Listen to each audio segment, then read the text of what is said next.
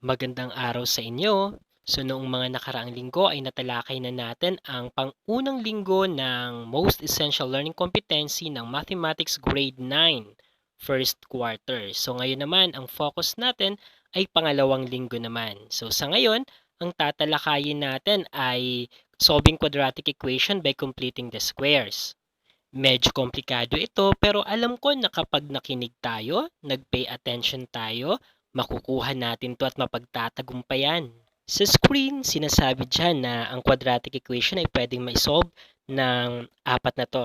Yung una ay yung extracting square root, natalakay na natin to. Gagamitin lamang to kapag no linear term ang given natin. Ang pangalawa naman ay ang factoring.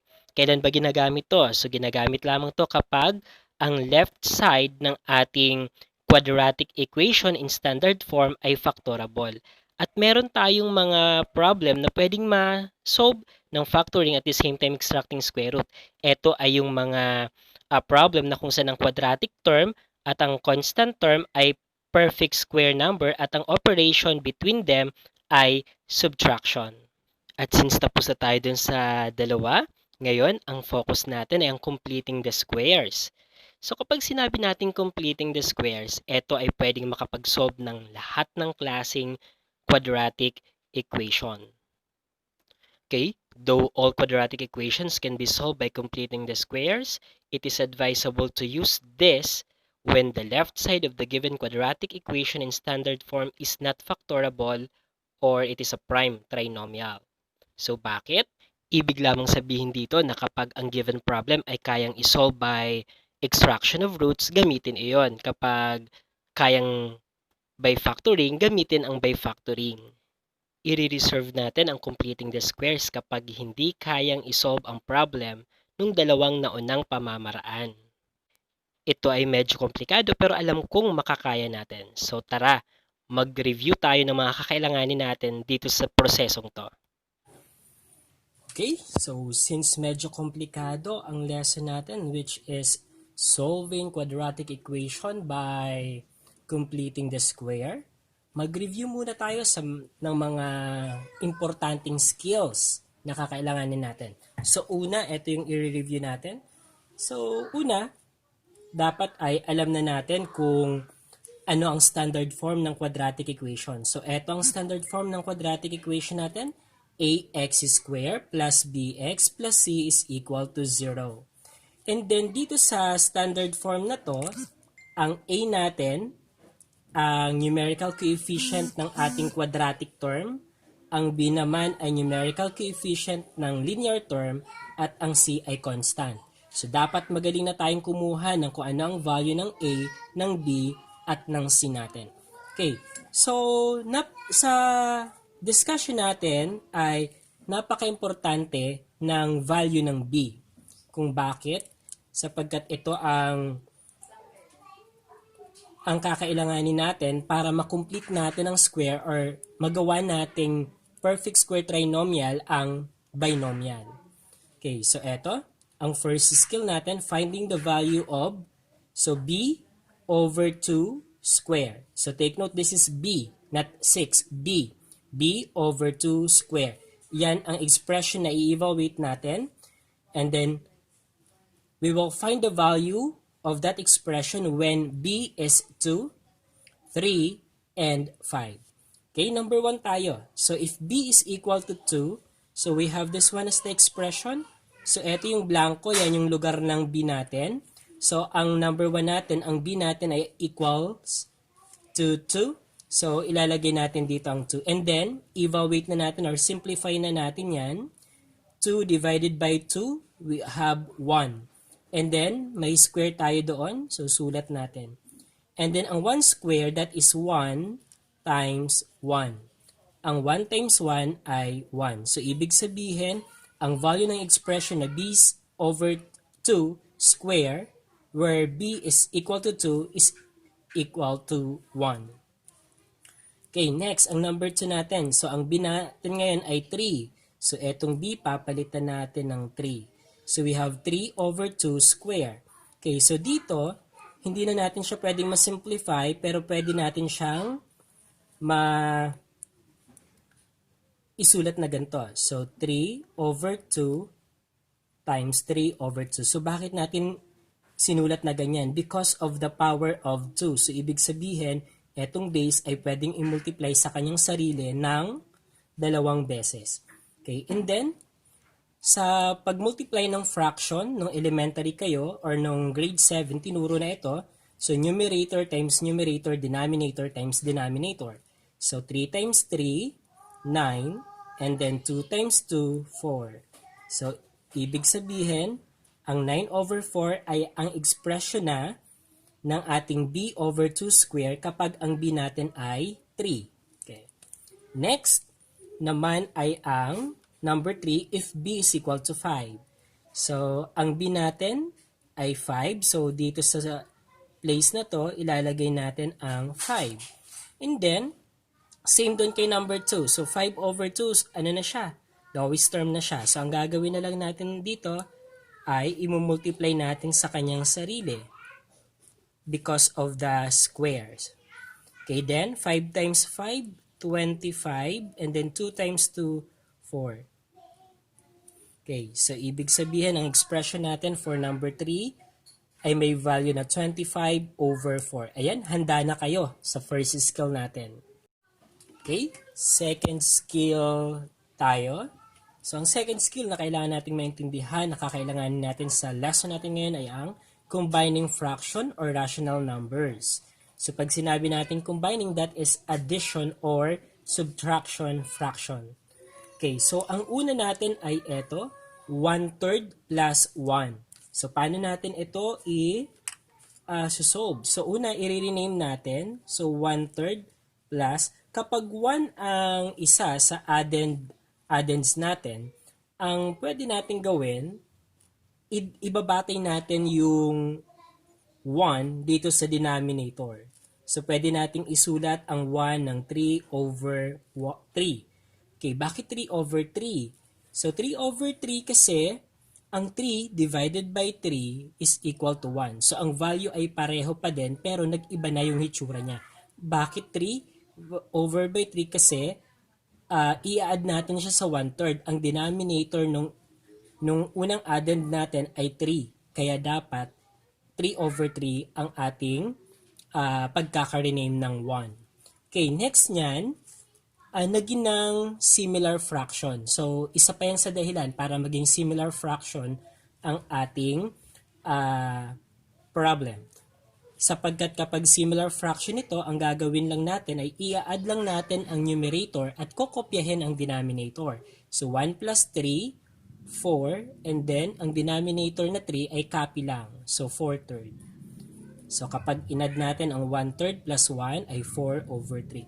So, pwedeng gawin ang ganito kapag ang isa sa addends ay 1. Okay, next, number 2 naman tayo. So, negative 5 plus 1 over 16. So, dito sa negative 5 plus 1 over 16, ang gagawin natin, isusulat muna natin ang negative 5 as negative 5 over 1. So, para makita natin na siya ay isang fraction. And then plus 1 over 16. Okay, ang goal natin dito, dapat maging pareho ang denominator nila. Kaya kailangan nating i-rename ang negative 5 over 1 natin. So, sa paanong pamamaraan?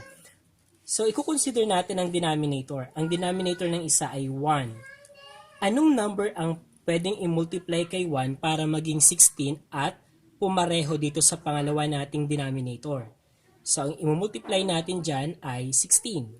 So, ibig sabihin, so negative 5 over 1. So, pareho yan, mumultiplyan natin ng 16. So, kung ano ang ginawa natin sa numerator, ganun din ang gagawin sa denominator natin.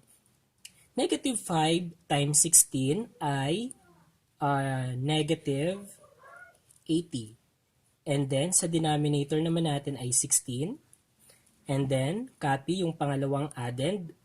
So, we have this one. So, pareho na. Ang denominator niya ay pareho ng 16.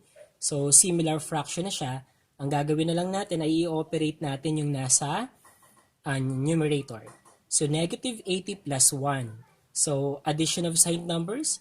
Kapag nag-add tayo ng magkaibang sign, ang gagawin ay isusubtract yung absolute value nila. So 80 minus 1, we have 79.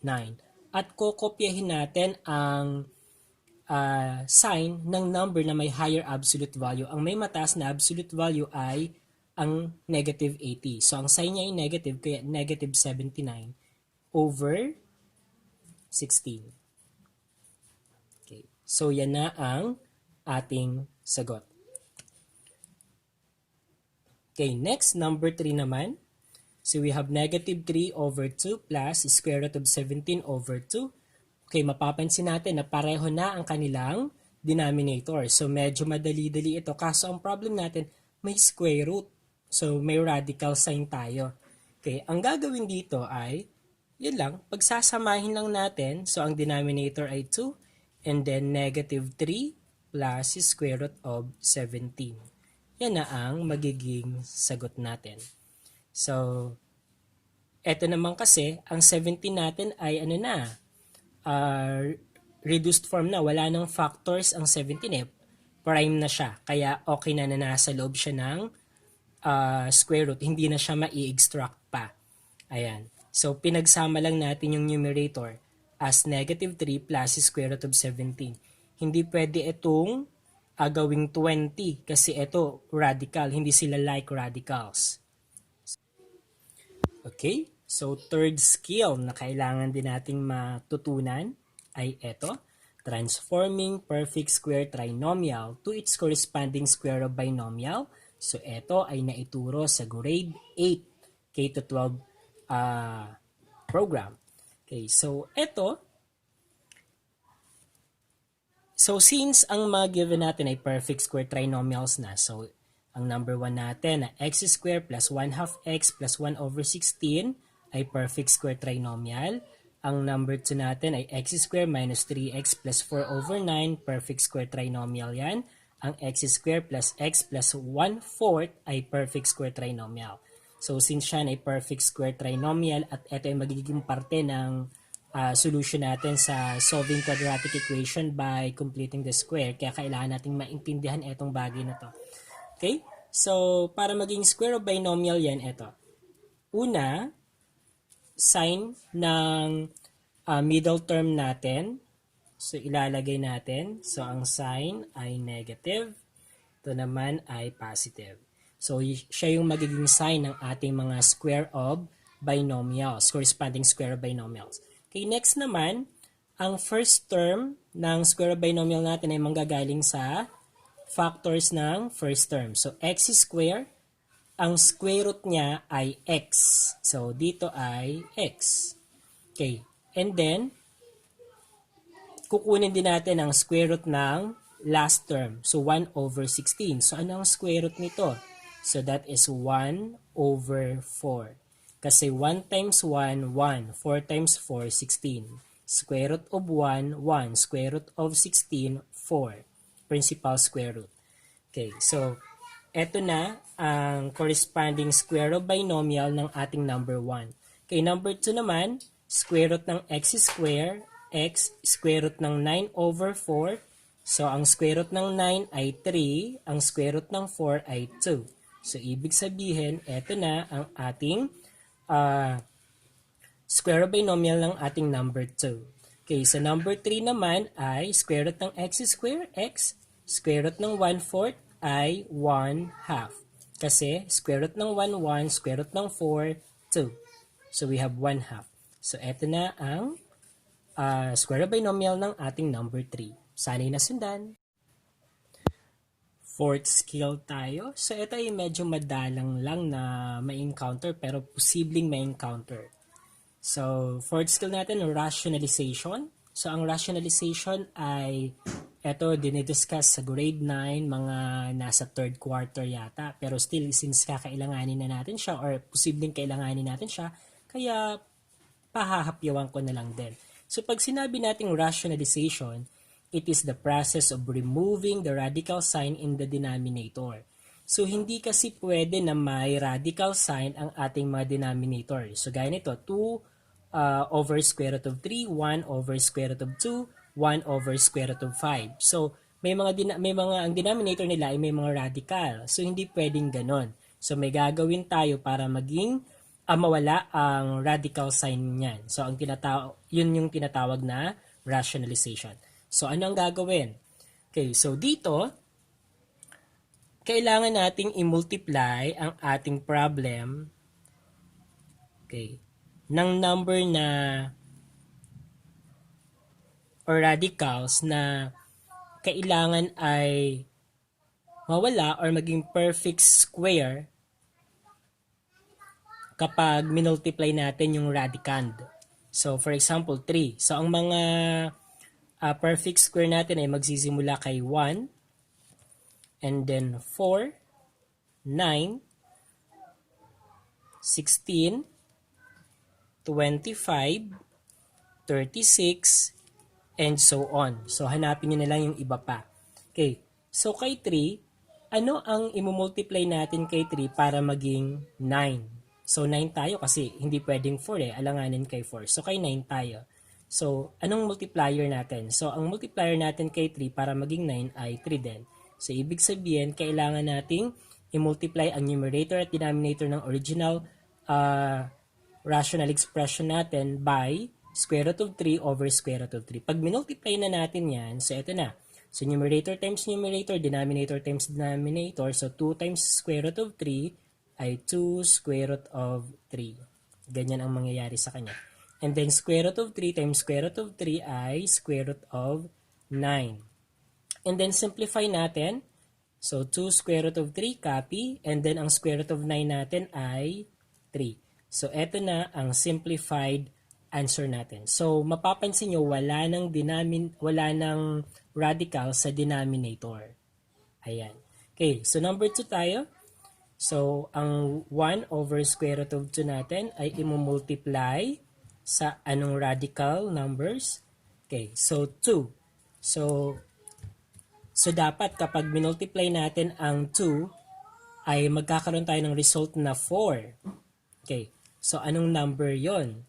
So, ang multiplier natin ay square root of 2 over square root of 2. So, 1 times square root of 2 ay square root of 2. So, pwedeng hindi na isulat ang 1. And then, square root of 2 times square root of 2 ay square root of 4. And then, simplifying, ang square root of 2 ay okay na yan. Ang square root of 4 ay meron tayong 2. So, eto na ang simplified answer natin. Nawala na ang radical sa denominator. Okay, next, ang number 3 naman natin. So, copy natin ang problem, 1 over square root of 5. And then, anong multiplier natin sa kanya? So, may i-multiply ba tayo sa kanya na magiging 16 ang product? Wala. So, by 25 ang product, meron. So, ang multiplier natin ay square root of 5 over square root of 5. Ayan. And then, numerator times numerator, 1 times square root of 5, we have square root of 5. So, understood na may 1 dito sa coefficient ng square root of 5 natin. And then, square root of 5 times square root of 5 ay square root of 25. And then, simplifying that, square root of 25 ay 5. So, eto na ang sagot natin. So, nawala na ang radical sa denominator. Okay, so since handa na tayo, so talakayin na natin ang steps kung paano mag-solve ng quadratic equation gamit ang completing the squares. Iniimbitahan ko ang lahat na kumuha ng malinis na papel sapagkat inyong itatry or isosolve ang 5x square plus 15x minus 10 is equal to 0 na inyong nakikita sa right side ng ating screen. Inyo lamang susundan ang aking example at discussion ng step-by-step process ng pag-solve nito. Okay? Ang unang step natin ay write the equation in a form quadratic term plus linear term is equal to constant term or ax squared plus bx is equal to z. So, etong step na to ay pwedeng i-skip kung nakagantong form na ang given natin. Sa ating example na nasa gitna, makikita nyo na yung negative 1 na nasa left side dati ay inilipat ko sa right side. So, naging 3x squared plus 6x is equal to 1 na ang atin. Ayan, kayo naman, subukan nyo ang first step ng 5x squared plus 15x minus 10 is equal to 0 sa inyong malinis na papel. Inyo munang i-post ang video lesson na to habang inyong ginagawa ang first step at ipagpatuloy kung kayo ay tapos na dito. Okay? Atin nang i-check ang inyong gawa. Sana ay ganito rin ang nakuha ninyo. Mahusay kapag etong first step nyo. At kung hindi naman ninyo nakuha, panuorin natin ito. Okay, solve natin itong 5x squared plus 15x minus 10 is equal to 0 by completing the square. So step 1 natin, so write the equation in a form quadratic term plus linear term is equal to constant term. Or, ang ax squared plus bx natin ay nasa left side at ang c naman natin ay nasa right side. So we have, so step 1 natin, magiging 5x squared plus 15x is equal to positive 10. Bakit positive 10? Since from left side ay negative 10 siya, kapag transpose natin siya sa kabilang side, magiging na siyang positive. Okay. Second step naman tayo. So, eliminate A. Ang A natin ay ang numerical coefficient of the quadratic term. Ito ay mangyayari by multiplication property of equality. So, ito, skip nyo rin ito kapag ang numerical coefficient ng quadratic term natin ay 1. Sa ating example, ang A natin or numerical coefficient ng quadratic term ay 3. So, dahil dito, mag-multiply tayo ng 1/3. Ito yung reciprocal ng 3 sa bawat term ng ating equation. So, multiplying 1/3 to each term, ang magiging result ay 3x squared over 3 plus 6x over 3 is equal to 1/3. And then, simplifying that one, magiging x squared na lang plus 2x is equal to 1/3. Ayan, kayo naman, ipagpatuloy nyo. So, meron na kayong first step. Second step naman ang gawin nyo dun sa malinis nyong papel. Post nyo ulit ito at i-play after ninyong matapos ang inyong step 2. Mahusay kung eto ang lumabas sa inyong computation. So, dapat ay meron kayong x squared plus 3x is equal to 2. At kung hindi naman, don't worry. Panoorin nyo ito. Second step naman, eliminate A. Ang A natin ay ang numerical coefficient of the quadratic term. At mawawala lamang yan kapag minultiply natin ang bawat term ng ating quadratic equation by the reciprocal of it. So we have 1/5. Okay, so yan ang magiging multiplier natin.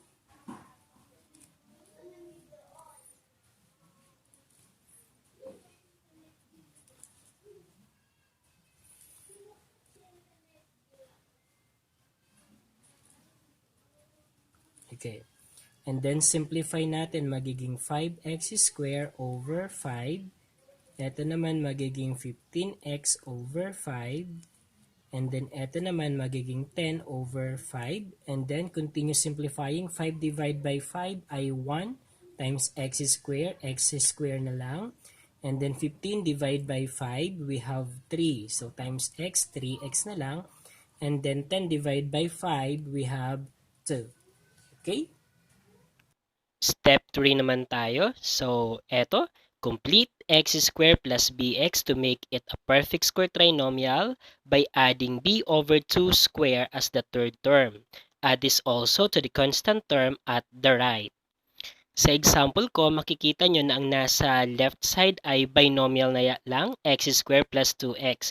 So, eto, gagawin nating perfect square trinomial sa pamamagitan ng pag-add sa kanya ng value ng b divided by 2 square. So, etong part na to ay naituro ko sa review natin. So, tignan natin kung paano nakuha. Ang b natin ay 2. So, therefore, magkakaroon tayo ng 2 over 2 square. And then, 2 divided by 2 is equal to 1. Then, 1 square, ibig sabihin 1 times 1 is equal to 1. So, naging perfect square trinomial na ang ating left side. Meron na tayong x squared plus 2x plus 1. Since nag-add tayo ng 1 sa left side, dapat mag-add rin tayo ng 1 sa right side. Kaya sa right side, meron tayong 1/3 plus 1. Ang 1/3 plus 1 ay eto, naituro ko na rin sa review kanina. So magkakaroon tayo ng 1/3 plus 3/3. Nirename natin yung 1 at naging 3/3, naging similar fraction.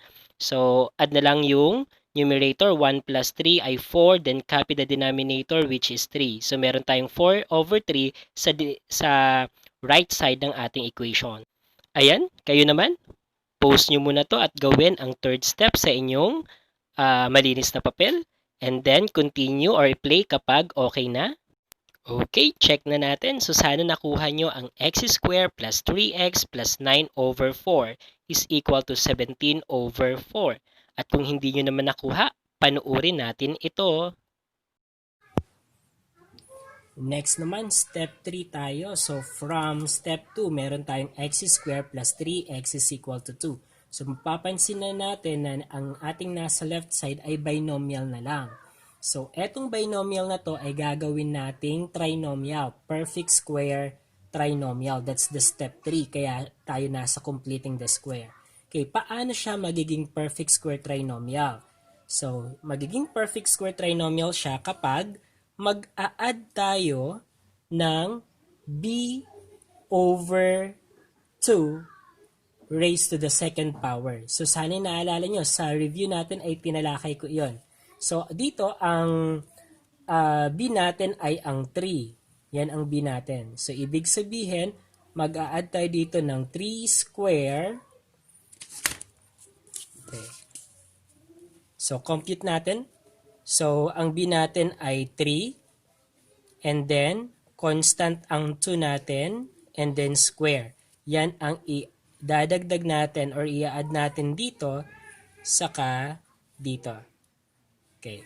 So, 3/2 square, that is equivalent to 3 halves times 3 halves because of the square. And then, 3 times 3, 9, and then 2 times 2, 4. So, ang i-add natin para maging perfect square trinomial, ang left side of the equation natin ay 9/4. Since nag-add tayo dito sa left side, dapat mag-a-add rin tayo sa right side ng same quantity, 9/4. Ayan. So, sana'y naunawaan. Ayan, mahusay. So step 4 na tayo. Transform the perfect square trinomial, ito yung trinomial at the left side of the equation, to a square of binomial. So ang mangyayari lang ay yung sign ng middle term, kukunin natin at ilalagay natin sa ating square of binomial. And then, yung square root ng first term, so we have x.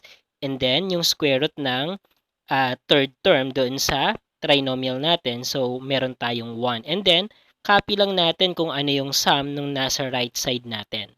Ayan. So, kayo naman, try nyo. Magaling kung nasundan ang ating steps. So, eto ang dapat na maging sagot ninyo.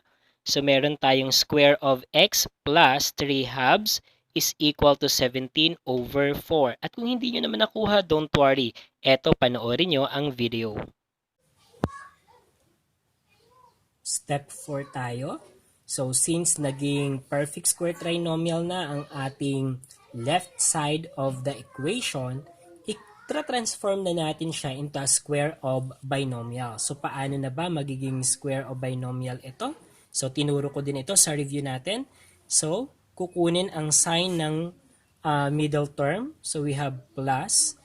And then, square root ng x square ay x. Square root ng 9/4 or ng third term natin, square root ng 9 ay 3 at ang square root ng 4 ay 2. And then, isi-simplify din dapat natin ang 2 plus 9/4. Ang 2 plus 9/4 natin, so tinuro ko din to kanina, yung fraction, we have 2 plus, okay, so dito, 2 plus 9/4. Ang 2 natin ay may denominator yan na 1. I-rename natin para maging similar fraction siya. So, since ang i-consider natin ay dapat etong 1 na denominator ng 2 ay maging 4. Anong number ang imumultiply natin kay 1 para maging 4? So that is 4. So ibig sabihin, ang 2 over 1 ay kailangan nating multiplyan ng, so dito ay 4 at dito ay 4 para ang denominator natin ay maging 4. Ayan. Then plus 9 over 4. Simplify natin 8 over 4 plus 9 over 4. Okay, kung mapapansin natin, similar fraction na siya. Okay, so dito, kapag similar fraction na siya, i-operate na lang natin ang numerator. So 8 plus 9, 17, at ang ating denominator ay copy lang. So we have 17 over 4. Ilalagay na natin dito, 17 over 4. Ayan. Ayan, medyo malayo-layo nang narating natin. Step 5 na tayo. Solve now the existing equation by extracting square root. So, ibig sabihin, i-apply na natin dito yung knowledge natin about extraction of roots dito sa equation natin. Sa ating example, so yan, andyan na, naka-square root na ang ating x plus 1 square at ganun din ang 4 over 3. So, ang square root ng ating left side ay kung ano yung base, mawawala lang yung 2 sa kayong radical. So, we have x plus 1. And then, ang square root naman ng ating 4 over 3 ay ito. Ang square root ng 4 ay 2. Ayan, ang square root of 3 ay wala. So, ibig sabihin, meron tayong plus or minus 2 over square root of 3. Since hindi pwede na may radical sa denominator, kailangan nating i-rationalize ito. So yan, mapapansin nyo na yung right side natin ay nira-rationalize natin. Tinuro ko ito sa review natin. So imumultiply natin siya kaya square root of 3 over square root of 3 at magiging 2 square root of 3 over 3 na. So nawala na yung radical sa denominator. So, meron na tayong x plus 1 is equal to plus or minus 2 square root of 3 over 3. Then, continue. So, i-isolate natin ang x sa left side. So, ang plus 1 natin, kailangan mailipat sa right side. So, pag nilipat yan, magiging negative 1 since positive 1 siya sa left side. So, ang solution natin ngayon ay negative 1 plus or minus 2 square root of 3 over 3. At kapag pinaghiwalay ay yan ang kalalabasan. Makikita nyo rin dyan kung ano yung iba pang forma ng pwede nating maging sagot. Kung mapapansin natin, irrational numbers ang ating solution ngayon. Kayo naman, itry nyo sa malinis na papel yung problem na ibinigay ko sa inyo, gawin ang 5th step. I-pause muna natin at i-play kapag tapos na kayo. Ayan. So, tara. I-check natin ang inyong gawa. Mahusay kung nakuha ito. At kung hindi naman, panoorin natin ang video na to. Step 5 tayo. So, ayan na. Na-convert na natin ito square of binomial, yung perfect square trinomial sa step number 4. At na-simplify na din natin yung 2 plus 9 over 4.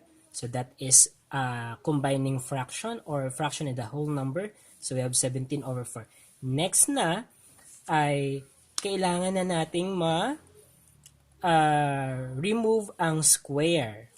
So, since square of binomial na siya, gagamitin na natin ngayon ang extraction of roots in solving this kind of equation. So, ang extraction of roots ay diniscuss na dun sa mga una nating video lessons. So, i-apply na lang natin yung knowledge natin regarding it dito sa ano natin. Okay? So, ang gagawin natin, so copy muna natin itong square of binomial. So, x plus 3 halves square is equal to 17 over 4. And then, extraction of roots, ibig sabihin, ilalagay na siya sa square root. Okay, magiging ganyan na. And then, simplify, ang square root ng square of binomial na to ay kung ano ang base. So, x plus 3 halves na lang siya. So, eto na siya. Ang mawawala ay yung square at ang square root. So, that is the purpose of extraction of roots. Okay. And then, dito naman kay square root of 17 over 4, ang 17 ay prime. Hindi na siya, okay, wala siyang perfect square or hindi siya perfect square or wala na siyang square root. So, square root of 17 na siya. And then, ang 4 naman ay perfect square. So, pwede siyang mas-simplify. So, this is equivalent to 2. And then, dito ay meron tayong plus at minus. Ayan. Okay. Next to that, etong 3 halves ay itra-transpose natin sa kabila. So, magiging na siyang x is equal to, so plus or minus square root of 17 over 2. Then, plus siya dito. So, pag nilipat sa kabila, magiging minus 3 halves. Ayan. Then, combining, kung titignan natin, ang denominator ng fractions natin ay parehong 2. So, similar fraction siya, kaya medyo madali. So, i-combine lang natin. So, we have plus or minus square root of 17 and then minus 3. So, be careful here. Take note na ang nasa radical lang natin or nasa square root lang natin ay ang 17. Hindi kasama ang minus 3. Kapag diniretso nyo yun, mamamali kayo. So, etong part na to, pwede ring isulat na negative 3 plus or minus the square root of 17 over 2. So, kung titignan natin, yan na ang ating solutions, ang ating sagot. So, pero pwede nating paghiwalayin. So, solution 1, solution 2, or value of x, the first value. So, pwede tayong pumili dyan kung anong hitsura ang gusto nating kopyan. Pwede naman to, pwede naman to. Walang problem doon. Okay, so pwedeng, so negative 3 plus muna tayo, square root of 17 over 2. So, that is our first solution. Ang second solution naman natin ay negative 3, nagamit na natin or nandun na yung positive or plus. So, dito naman sa pangalawang solution ay minus square root of 17 over 2. So, eto na po ang ating solutions. Ayan. Okay. Ang to check natin ay i-skip na natin kasi baka medyo naguguluhan na kayo. Mas lalong magulo sa checking. So, yun naman ay optional lamang. Pero eto, kung nasundan nyo na ito, natuto na kayo, better na iyon. Ayan, mahusay. Tapos na tayo. Nakuha na natin yung solutions. Ang step 6 natin ay optional na lang din naman ito. So, checking na ito ng sagot kung tama ba ang nakuha nating sagot or hindi. Kaso medyo komplikado rin ito. So, yan. Tignan nyo. So, doon sa example ko, tama naman yung nakuha nating sagot. Makikita nyo dyan na yung solution kapag sinubstitute sa ating problem ay magiging true statement ang kalalabasan. 0 is equal to 0. So, ibig sabihin, since true statement yon, yung nakuha nating solution ay tama. Ito naman yung checking ng pangalawang solutions natin. So, ganun din. Ito din ay solution talaga since naging true statement ang ating pagkaka-evaluate ng equation. Okay, siguro magtataka kayo kung bakit ang hirap naman ng diniscuss ngayon ni Sir Dennis. So, kung titignan natin, nag-focus ako sa medyo komplikado sapagkat kapag ginamitan natin ng completing the square, yung mga madadaling problem, ay parang nag-waste of time lang tayo kasi pwede na siyang gamitan ng extraction of roots or ng by factoring. Kaya nag-focus talaga ako sa medyo mahirap. Ayan, so sana ay inyong naunawaan ang ating aralin ngayon. Ulit-ulitin ito kung hindi nakuha. Maraming salamat sa pagtutok. Hanggang sa muli!